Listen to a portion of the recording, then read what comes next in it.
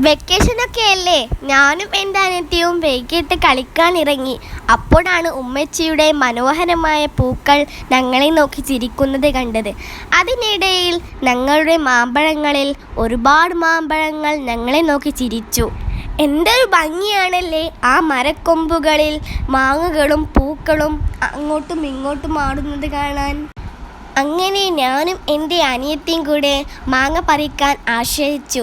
അങ്ങനെ ഞങ്ങൾ കുട്ട നിറയെ ഒരുപാട് മാങ്ങകൾ പറിച്ചെടുത്തു. ഹാവോ, ഞങ്ങൾക്ക് മാമ്പഴം പറിക്കാൻ അങ്ങനെ ഞങ്ങൾക്ക് ഒരു കുട്ട നിറയെ മാമ്പഴം കിട്ടി. അതിനിടയിൽ ഉമ്മച്ചി ഒരു കാര്യം ഒപ്പിച്ചു. എന്താണെന്നല്ലേ? അങ്ങനെ ഞാനും എൻ്റെ അനിയത്തിയും കൂടെ മാമ്പഴവുമായി കിച്ചണിലോട്ടോടി. അങ്ങനെ ഞങ്ങൾ ഉമ്മച്ചിയോട് ചോദിച്ചു ഞങ്ങൾക്ക് ഏറ്റവും ഇഷ്ടപ്പെടുന്ന കടുമാങ്ങ ഇട്ട് തരുമോ എന്ന്.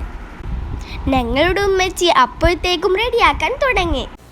കുട്ടയിൽ നിന്ന് ഉമ്മച്ചി 2 മാങ്ങയെടുത്ത് കഴുകി വൃത്തിയാക്കിയ ശേഷം നന്നായിട്ട് അരിഞ്ഞു. അങ്ങനെ എല്ലാ മാങ്ങകളും അരിഞ്ഞെടുത്തു.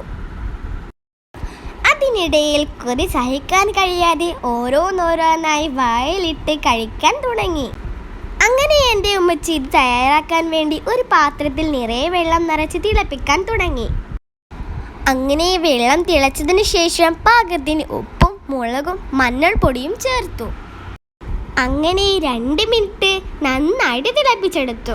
ഇനി തണുത്തതിന് ശേഷം ഉലുവാപ്പൊടിയും കടുക് പൊടിയും ചേർത്തു. വാവ്, അടിപൊളി ടേസ്റ്റ്!